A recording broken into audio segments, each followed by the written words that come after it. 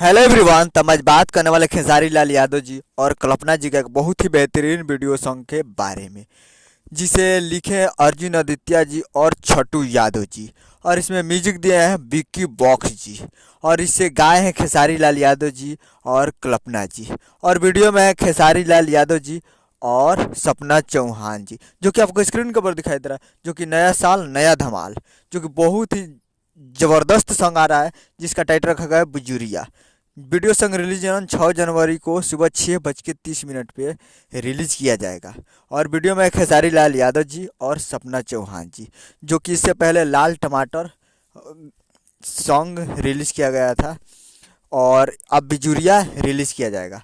तो 6 जनवरी को तैयार रहेगा सुबह 6:30 पे SRK music Bhojpuri YouTube channel पे फुल वीडियो सॉन्ग रिलीज किया जाएगा। नया साल में नया धमाका, जो कि बहुत ही बेहतरीन है। और वीडियो में खेसारी लाल यादव जी और सपना चौहान जी, बिजुरिया सॉन्ग टाइटल रखा गया। तो बहुत ही जल्द उम्मीद कर रहा हूँ वीडियो अच्छा लगा, चैनल को सब्सक्राइब, बेल आइकन प्रेस। मिलते हैं अगले वीडियो में। जय हिंद, जय भोजपुरी।